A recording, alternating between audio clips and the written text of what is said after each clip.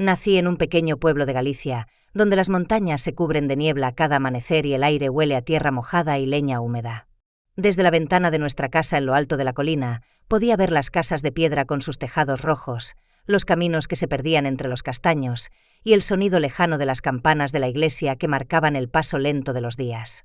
Todo parecía quieto, eterno, pero dentro de nuestra casa el tiempo pesaba como una piedra. Mi madre, doña Maruja, tenía una sola visión del mundo y no toleraba desviaciones. La mujer nace para servir, casarse y callar, solía decirme mientras trenzaba mi cabello con tanta fuerza que el cuero cabelludo me ardía. A veces, cuando me quejaba, me sujetaba la barbilla y me miraba con esos ojos duros que parecían no parpadear. No seas débil, Inés. Las mujeres que piensan demasiado terminan solas, y una mujer sola es una vergüenza.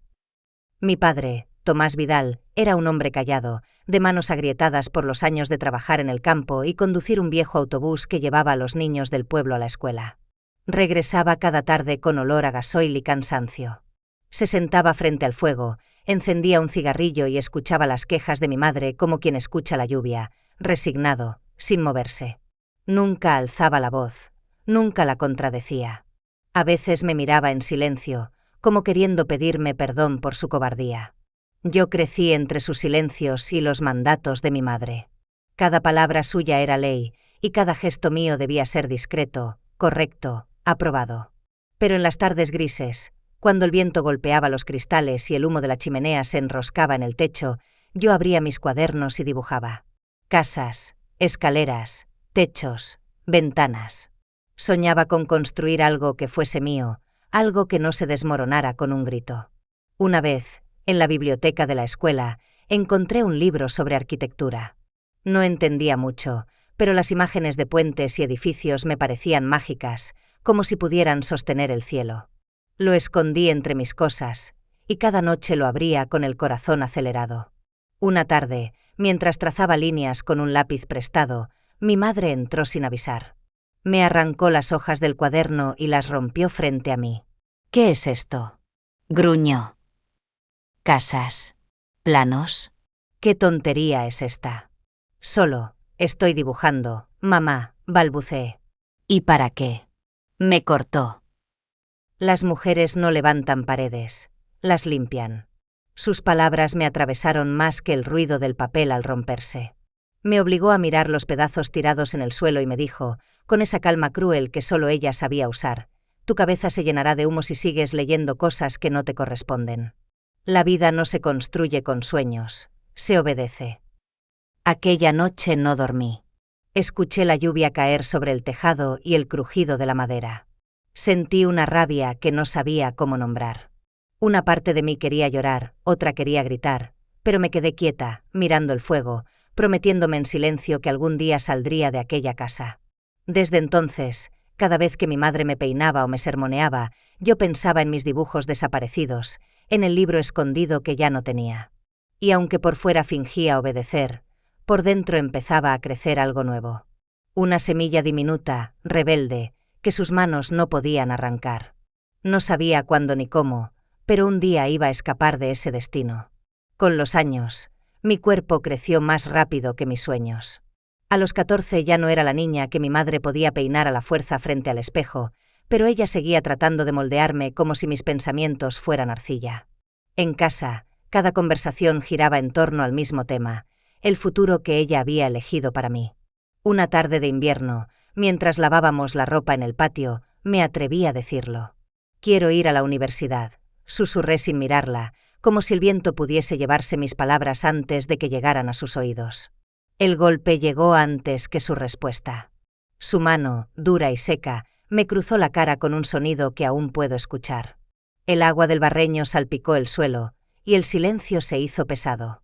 «¿Universidad?», repitió con una mueca de burla. «¿Tú crees que los hombres contratan mujeres para dirigir nada? Una mujer manda en su casa y obedece a su marido. Punto». Me quedé quieta, la mejilla ardiendo, tragando lágrimas que no me permitía llorar. Mi padre salió al patio atraído por el ruido. Nos miró a las dos, y por un momento pensé que diría algo. Pero solo bajó la cabeza y regresó al interior. Ese gesto suyo, Ese silencio dolió más que la bofetada. Después de aquel día, el tema de mis estudios desapareció como si nunca hubiera existido. En cambio, mi madre empezó a hablar de hombres de bien, de aquellos que saben mantener una casa y dan nombre y respeto. Repetía una y otra vez que el amor no alimenta, que la estabilidad es lo único que importa. Y yo, que todavía soñaba con líneas y planos, empecé a entender que en su mundo los sueños eran un lujo que no pertenecía a las mujeres. Los domingos, en la iglesia del pueblo, el sermón reforzaba sus ideas. El sacerdote hablaba de la virtud de la obediencia, del deber de la esposa, de la honra que una mujer trae al someterse. Yo observaba a las vecinas inclinando la cabeza, con sus pañuelos bien sujetos y las manos entrelazadas sobre el regazo. Todas parecían figuras de cera, tan quietas que daban miedo. Detrás, los hombres conversaban con voz segura, riendo entre ellos, decidiendo todo, desde el precio del ganado hasta el destino de sus hijas. A veces escuchaba a mis amigas hablar de novios, de fiestas en el salón municipal, de los vestidos nuevos que esperaban lucir. Yo fingía interesarme, pero por dentro sentía un nudo. Sabía que para ellas el matrimonio era un sueño, para mí era una sentencia. Mi madre no tardó en hacer de esa idea una misión. «Ya tienes edad de que te vean, Inés», decía mientras revisaba mi ropa con gesto crítico. «Tienes que cuidar tu presentación, porque nadie se fija en una muchacha que no sabe mostrarse». En su voz no había ternura, solo cálculo. Así llegó el día en que me llevó a Santiago. Era la primera vez que salía del pueblo y el tren me pareció una promesa de libertad que no duró mucho. El viaje entero lo pasó hablando del futuro que me esperaba si sabía comportarme bien. Yo miraba por la ventanilla los montes verdes que se alejaban, imaginando que, si saltaba, podría correr hasta desaparecer. En la ciudad, el aire olía a perfume y a pretensión. Mi madre me llevó a una boutique pequeña en una calle empedrada, donde los vestidos colgaban como sueños inalcanzables. «Hoy encontraremos el adecuado», dijo con esa determinación que no admitía réplica. «El vestido perfecto para que un buen hombre te mire como debe».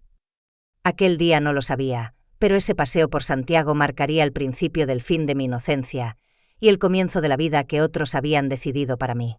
La boutique olía a tela nueva y perfume caro, una mezcla que me mareaba un poco. Nunca había estado en un lugar así. Las paredes estaban cubiertas de espejos y los vestidos colgaban en perchas doradas, iluminados por una luz suave que los hacía brillar como joyas. Mi madre caminaba entre los pasillos con la cabeza erguida, como si todo aquello también le perteneciera. «Nada de colores apagados», decía. «Una joven como tú tiene que llamar la atención». Yo solo quería algo sencillo, algo que no gritara quién debía ser, sino quién era yo. Pero cada vez que intentaba opinar, su mirada me frenaba. La dependienta me mostró un vestido azul cielo, discreto, y cuando estaba a punto de probármelo, una voz grave y segura interrumpió desde la puerta. «No. Ese color no es para ella». Me giré. Un hombre alto, de traje oscuro y mirada serena, observaba la escena con la calma de quien sabe que todos lo escuchan. Tendría alrededor de 30 años, quizá más. Su cabello peinado hacia atrás brillaba bajo la luz. Lo acompañaba el dueño del local, que se apresuró a saludarlo con excesivo respeto. «Don Ricardo Calderón», dijo la mujer, casi susurrando, como si pronunciara un título nobiliario. Ricardo sonrió apenas, y sus ojos se posaron en mí, largos segundos, como quien evalúa una propiedad antes de comprarla. Sentí el calor subir a mis mejillas. No era solo vergüenza, era una sensación de ser observada, medida, juzgada. Mi madre reaccionó enseguida. «Buenas tardes, don Ricardo. Mi hija está eligiendo un vestido para su fiesta de graduación». Él asintió con una sonrisa cortés. «Entonces merece algo que no pase desapercibido». Llamó a la dependienta y pidió un modelo que, según él, haría justicia al porte de la señorita. Minutos después, apareció un vestido de seda roja, guardado en una funda de satén. La tela, cuando la tocaron mis manos, parecía fuego. «Pruébeselo», ordenó con amabilidad firme. Miré a mi madre, esperando una negativa, pero su rostro brillaba de orgullo. Así que entré al probador con las piernas temblando. Cuando salí, el silencio se apoderó del lugar. El vestido caía hasta el suelo, con una abertura discreta en la pierna y un brillo que se movía con la luz. Ricardo me observó de arriba abajo y dijo: «Ahora sí. Está perfecta». Mi madre soltó un pequeño suspiro emocionado. «Don Ricardo tiene un gusto exquisito». Él se agachó con calma y, ante mi sorpresa, abrió una caja donde había un par de zapatos negros con tiras finas. «Estos también». Y mirándome directamente. Una mujer no debe caminar por la vida con los pies descalzos. Mientras se levantaba, me pareció que su sonrisa no era del todo amable. Era la de alguien que acababa de cerrar un trato. Mi madre rió, nerviosa. «Es usted demasiado generoso. Considérelo un regalo», respondió. «A cambio, permítame el honor de acompañar a su hija al baile». Quise hablar, decir algo, pero el nudo en la garganta me lo impidió. Mi madre respondió por mí, encantada. «Por supuesto, don Ricardo. Será un placer». Aquel placer fue el principio de mi condena. La noche del baile, un coche negro brillante se detuvo frente a nuestra casa. Ricardo bajó del vehículo y me ofreció el brazo como en una escena de película. Las vecinas se asomaron por las ventanas. Mi madre apenas podía contener la satisfacción.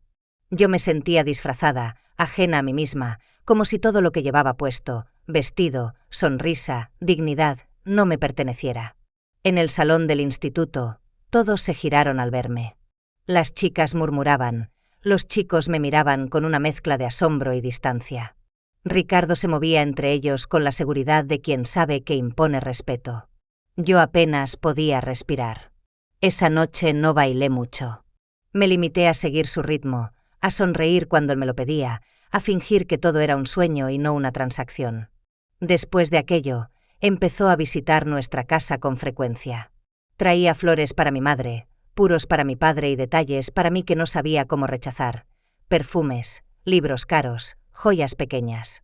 Hablaba con una voz tranquila, casi hipnótica, y poco a poco fue ganando terreno en nuestra mesa, en nuestra rutina, en nuestras conversaciones.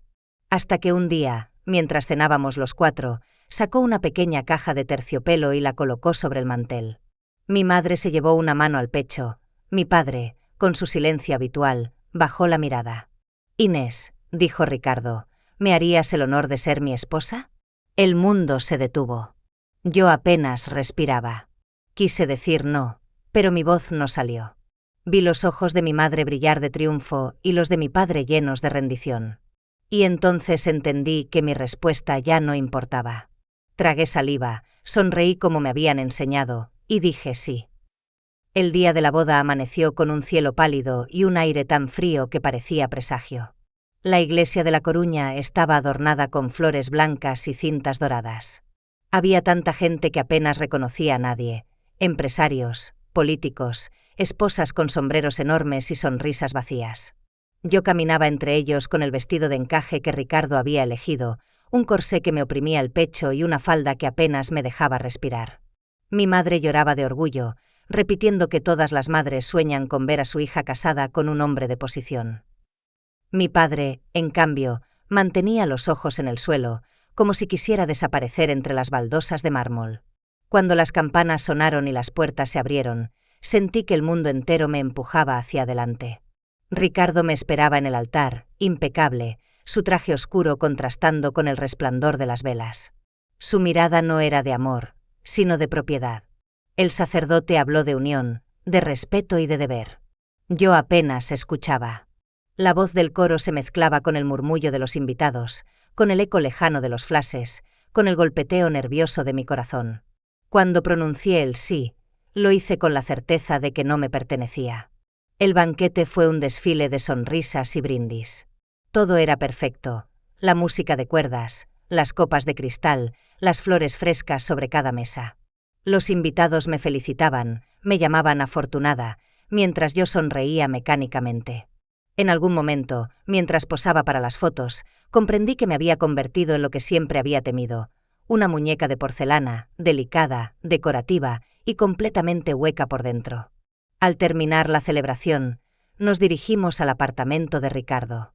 Estaba en un edificio moderno con vistas al puerto, lleno de ventanales y superficies brillantes. A primera vista, era un sueño, muebles de diseño, alfombras suaves, cuadros costosos. Pero al recorrerlo, un frío invisible se me metió en los huesos.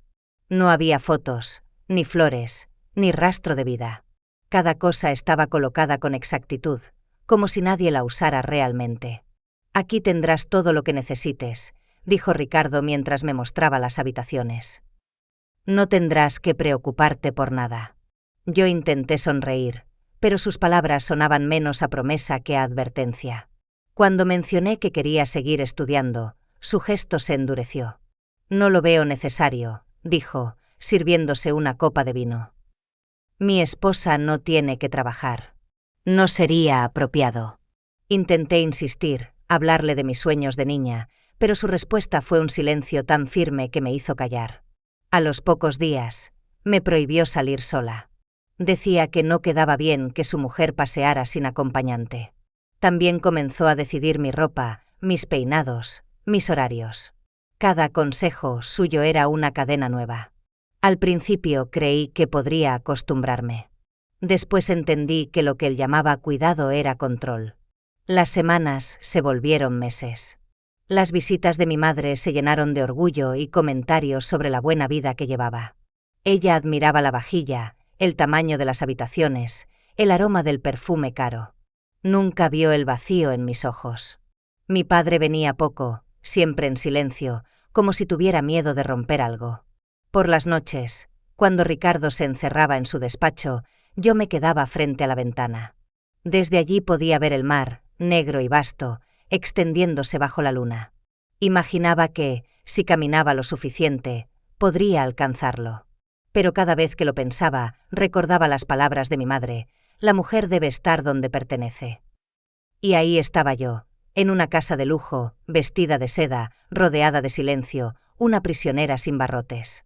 Los primeros meses de matrimonio se desdibujaron unos en otros, como si el tiempo se hubiese convertido en un mismo día que nunca terminaba.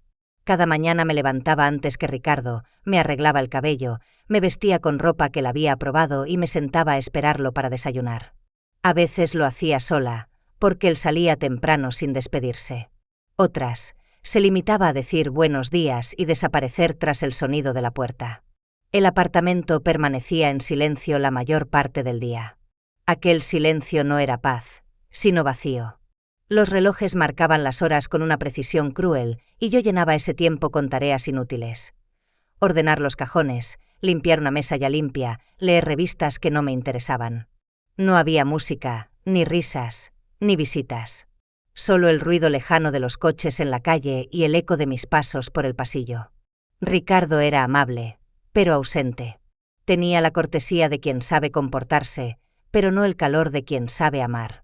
Me preguntaba cómo había dormido, si necesitaba algo, si me sentía bien, con la misma voz con la que se pregunta por el estado de una inversión. Su educación era impecable, su frialdad también. Las noches eran peores. A veces llegaba tarde, con olor a vino y reuniones. Otras, cenábamos juntos en un silencio tan educado que dolía. Yo preparaba la mesa con esmero, intentando darle sentido a cada detalle: las velas, la vajilla, el mantel perfecto. Él comía despacio, con los ojos fijos en algún pensamiento que no me incluía. Cuando terminaba, se levantaba con un gracias, estuvo delicioso y se encerraba en su despacho. Una vez intenté hablarle, contarle lo sola que me sentía, pero él me interrumpió con una sonrisa cortés. «No exageres, Inés. Lo tienes todo. No deberías preocuparte por tonterías». Y en esa frase, dicha con dulzura, entendí la profundidad de mi jaula. Con el paso de los meses, mis amigas dejaron de llamarme. Las veces que intenté verlas, Ricardo puso excusas: «No son de nuestro círculo, ya no comparte sus intereses». Al principio me dolió, luego me resigné. La resignación tiene un sonido propio, el de los sueños apagándose sin ruido. Cuando mi madre vino a visitarnos por primera vez, su entusiasmo llenó cada rincón. Caminaba por el apartamento como si fuera un museo. «Mira esto, hija», decía. «Nunca imaginé verte viviendo así. Has hecho una vida de la que cualquiera estaría orgullosa». Yo la observaba recorrer las habitaciones con esa sonrisa satisfecha, tocando los muebles como si su brillo pudiera pegarse a sus manos. No se dio cuenta de que, mientras ella hablaba, yo apenas respiraba. En sus ojos veía la victoria, en los míos, solo cansancio. Antes de marcharse, me abrazó fuerte. «Cuídalo, Inés. Un hombre como Ricardo no se encuentra dos veces». Cuando cerró la puerta, el eco de su voz quedó suspendido en el aire. Me quedé de pie, mirando mi reflejo en el espejo del salón. El vestido, el peinado, las joyas, todo estaba perfectamente en su lugar. Pero detrás de esa imagen no había nadie. Esa noche, mientras las luces de la ciudad parpadeaban al otro lado de la ventana, comprendí lo que en realidad era: una figura en la vitrina de su éxito, una decoración más en la vida impecable de Ricardo Calderón. Y el silencio, ese que al principio me parecía soportable, empezó a convertirse en mi única compañía y en mi mayor castigo. 4 años después de aquella boda sin alegría, mi cuerpo me dio una razón para seguir respirando. Cuando supe que estaba embarazada, sentí una mezcla de miedo y esperanza, como si dentro de mí creciera algo capaz de iluminar el rincón más oscuro de mi vida. Por primera vez en mucho tiempo, tenía un motivo para levantarme cada mañana. Cuando se lo conté a Ricardo, su rostro se iluminó. Me tomó de la mano y dijo con una sonrisa que casi parecía sincera: «Por fin, Inés. El legado Calderón continuará». Noté que no dijo nuestro hijo, ni nuestra familia. Solo el legado. Aún así, guardé silencio. Pensé que, tal vez, si tenía un hijo, las cosas cambiarían. Quizá el amor, aunque tardío, podría nacer en medio de la distancia que nos separaba. Durante los meses siguientes, su entusiasmo fue enorme. Mandó pintar la habitación del bebé con tonos neutros, encargó una cuna de madera tallada y hablaba con sus amigos sobre el futuro heredero. Yo escuchaba en silencio, acariciando mi vientre, hablándole a ese ser diminuto que latía dentro de mí. «No importa si eres niño o niña», le susurraba cada noche. «Lo único que quiero es que nunca conozcas el miedo». Las semanas pasaron entre revisiones médicas, compras y la indiferencia disimulada de Ricardo, que cada vez se ausentaba más con la excusa del trabajo. Yo aprendí a no esperarlo. Mi mundo empezó a reducirse a los latidos que sentía bajo mi piel y a los movimientos suaves que me recordaban que no estaba sola. El día del parto fue largo, agotador. Recuerdo el olor del hospital, las luces blancas que me cegaban y las voces apresuradas de las enfermeras. Cuando por fin escuché el llanto, supe que mi vida acababa de dividirse en dos, antes y después de ella. Una enfermera me la puso en brazos. Pequeña, frágil, con las mejillas rosadas y los ojos entrecerrados. «Es una niña», me dijo sonriendo. Una lágrima me cayó sin querer. La abracé con fuerza, temiendo que el mundo pudiera arrebatármela en cualquier momento. «Alma», susurré. «Te llamarás Alma, porque eres todo lo que me queda de mí misma».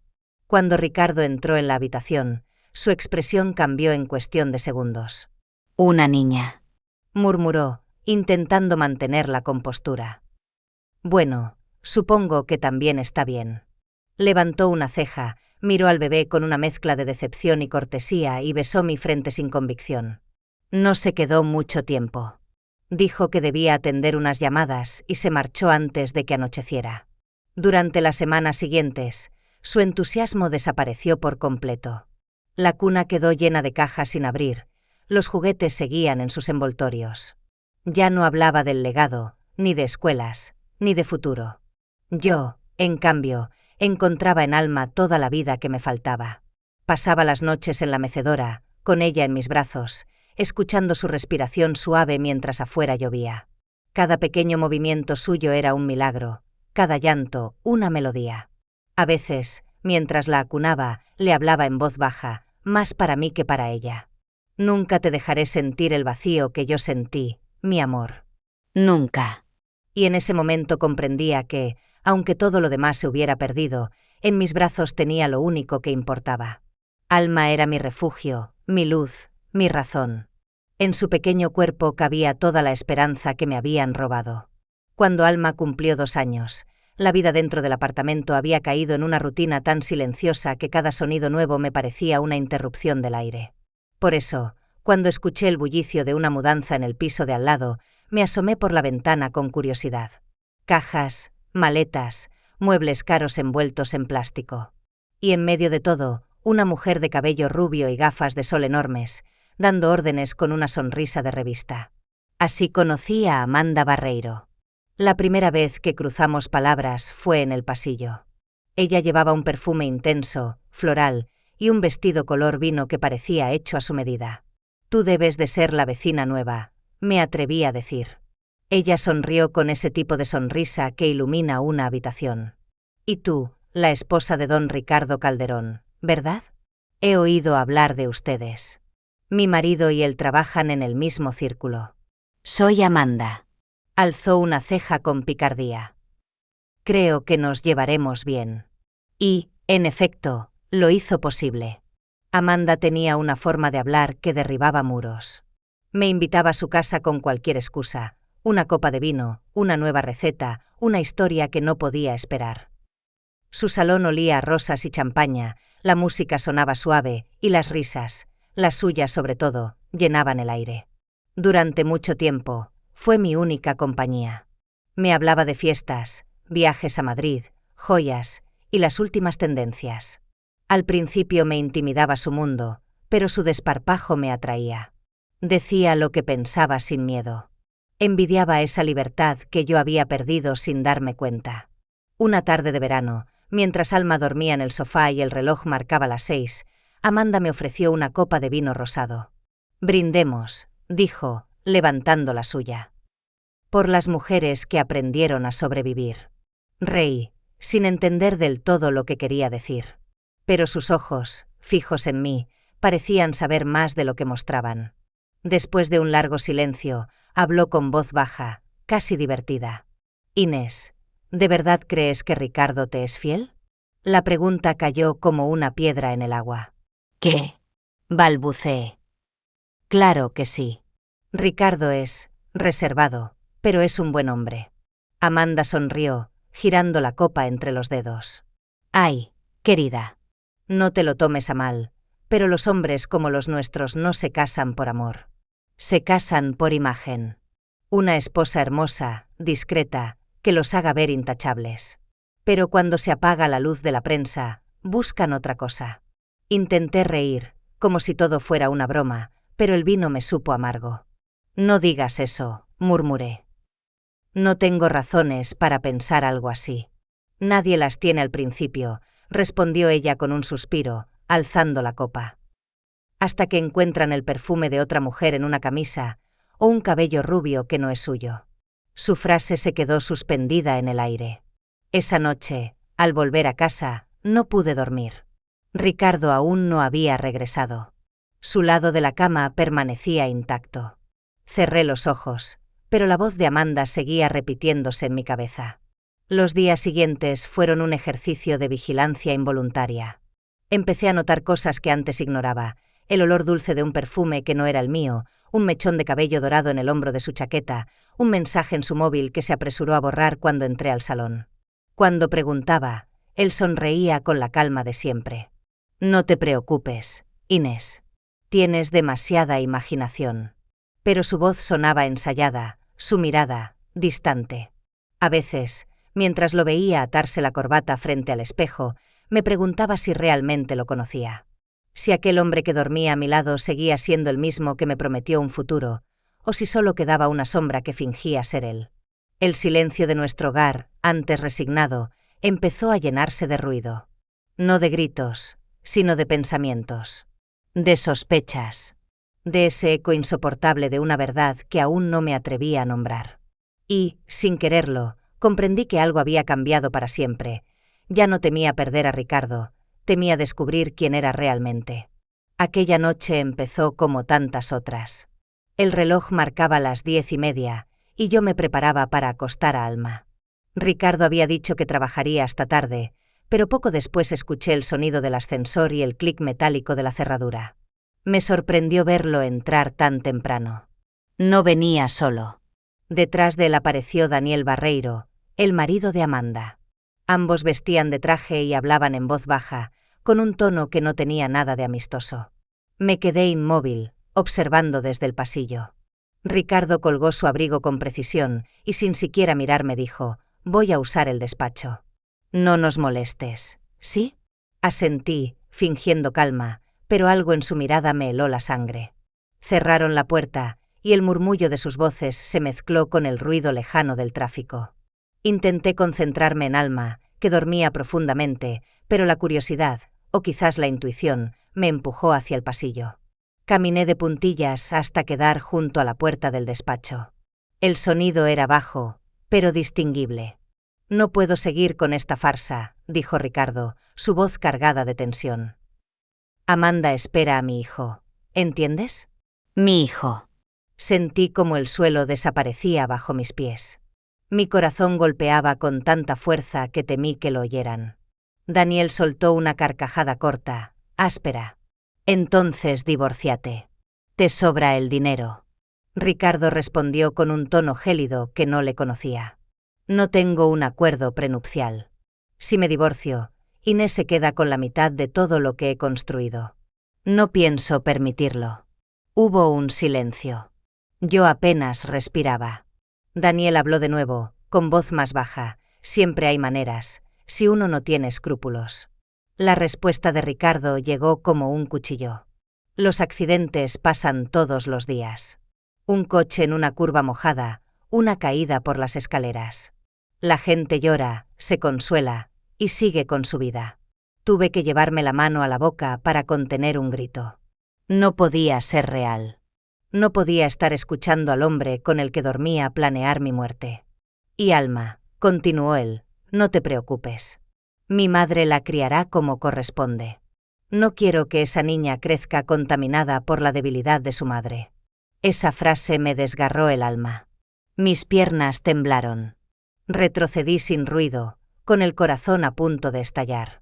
Llegué hasta la habitación de mi hija y la tomé en brazos. Ella gimió suavemente, buscando mi calor.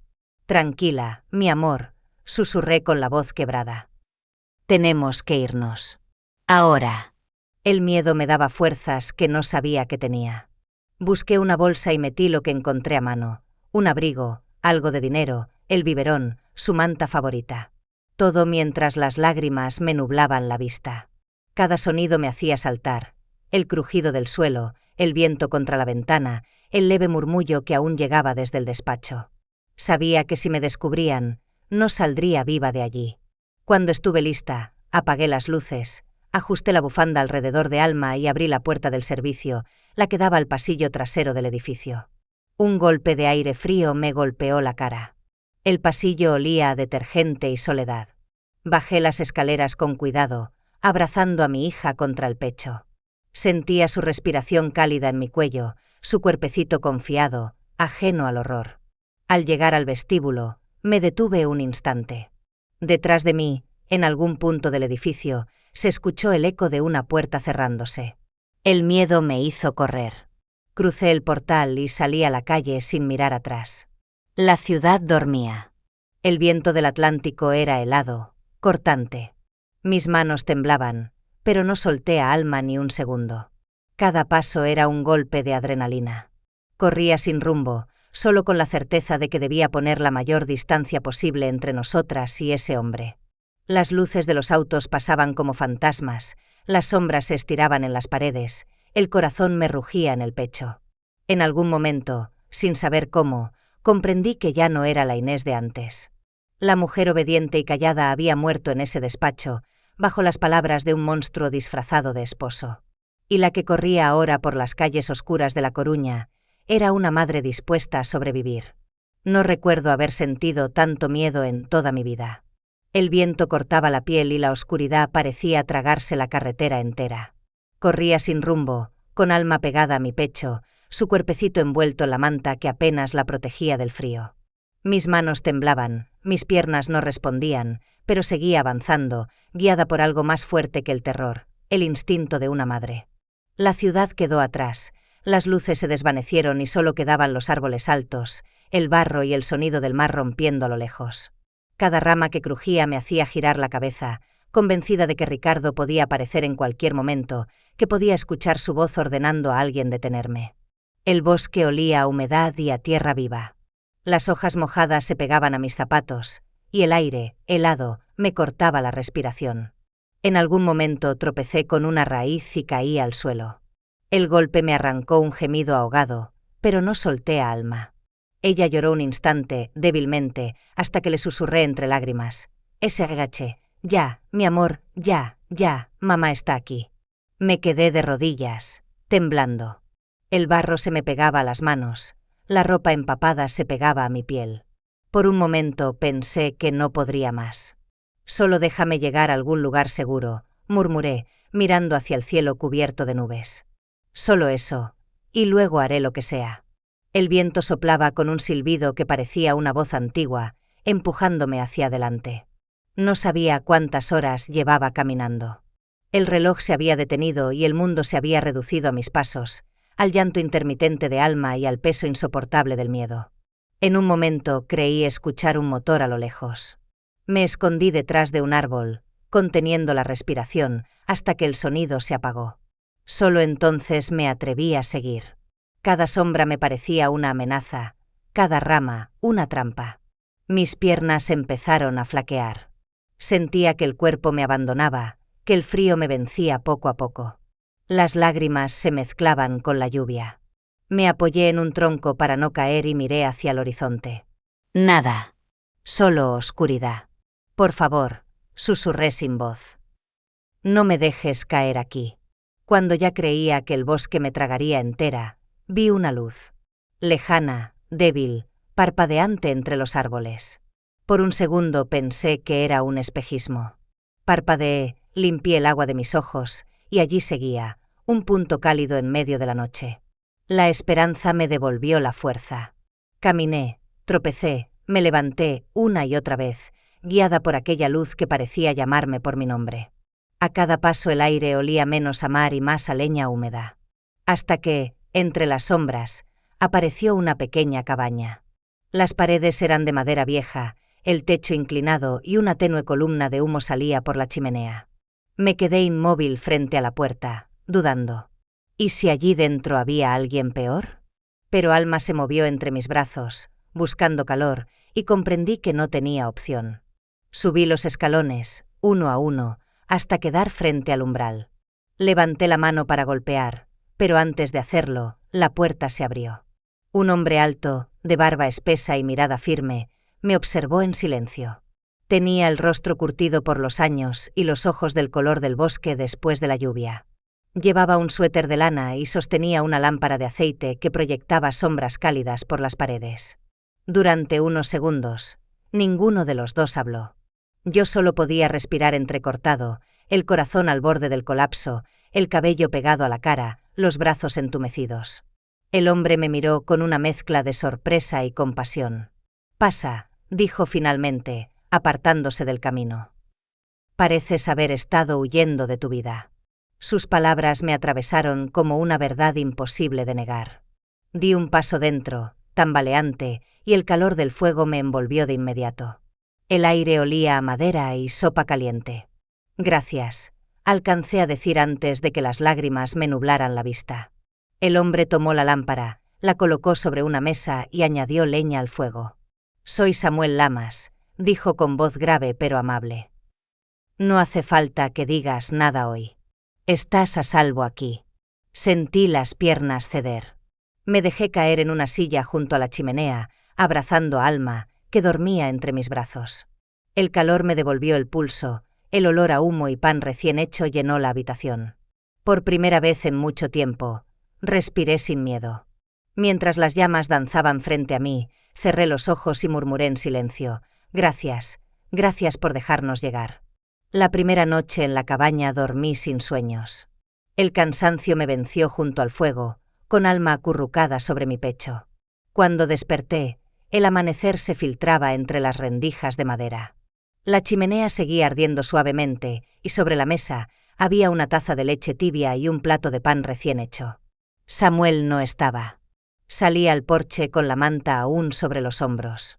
El bosque amanecía envuelto en niebla, el aire olía a pino y a tierra húmeda. Samuel estaba cortando leña junto al corral. Se giró al verme y solo asintió, sin palabras. En sus gestos había algo que hacía tiempo no veía en un hombre: respeto, silencio, humanidad. Los días siguientes se sucedieron lentos, pero llenos de una paz que había olvidado que existía. Samuel nos ofreció refugio sin hacer preguntas. Cocinaba guisos sencillos, me dejaba descansar, reparaba la puerta que el viento azotaba por las noches.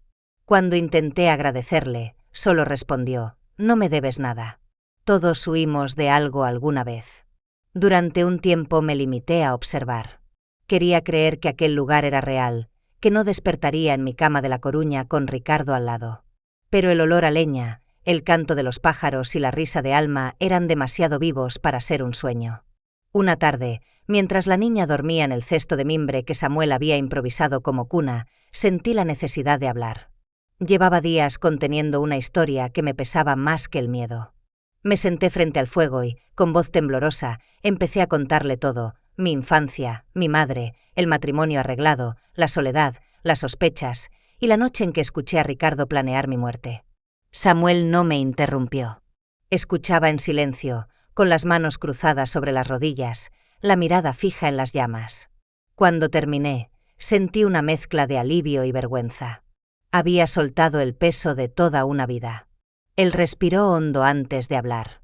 «Te entiendo más de lo que imaginas», dijo con voz grave. «Yo también tuve una vida que parecía perfecta.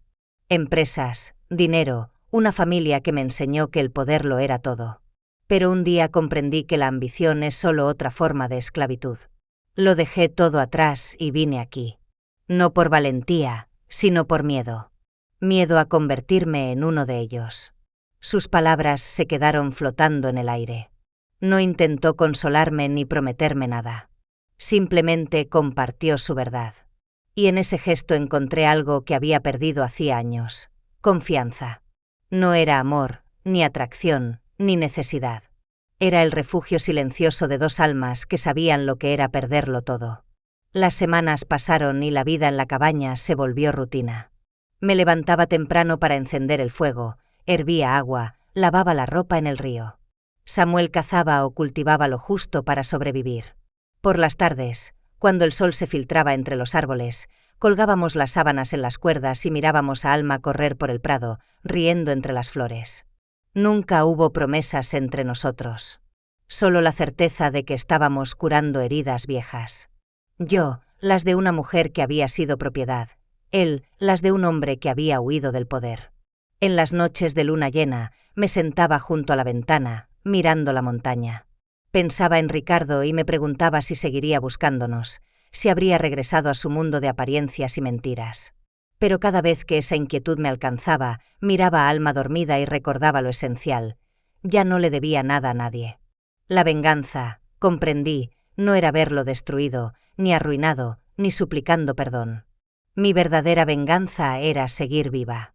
Respirar sin miedo, reír con mi hija, reconstruirme lejos de sus cadenas. Samuel solía decir que el bosque tiene memoria, que guarda el eco de quienes buscan redención. A veces lo veía observar a Alma con una ternura silenciosa. Otras, me miraba como quien reconoce en otro el mismo dolor. En ese intercambio de miradas sin palabras, entendí que había encontrado algo parecido a la paz. Una mañana, al abrir la puerta, vi que la montaña se había vestido de blanco. Era la primera nevada del invierno. Los copos caían despacio, cubriendo el techo, el sendero, los árboles. El mundo entero parecía detenerse. Tomé a Alma en brazos y salí al porche. Ella extendió las manos, riendo al sentir la nieve derretirse entre sus dedos. La abracé fuerte, con el corazón lleno de gratitud. «Somos libres, mi amor», le susurré al oído. «Al fin somos libres». El aire helado me cortaba la piel, pero no importaba. Por primera vez en mi vida, el frío no venía de dentro. Y mientras las montañas se perdían bajo el manto blanco, comprendí algo que nunca antes había entendido. A veces la verdadera venganza no es destruir al traidor, sino dejarlo destruirse solo, mientras tú eliges vivir.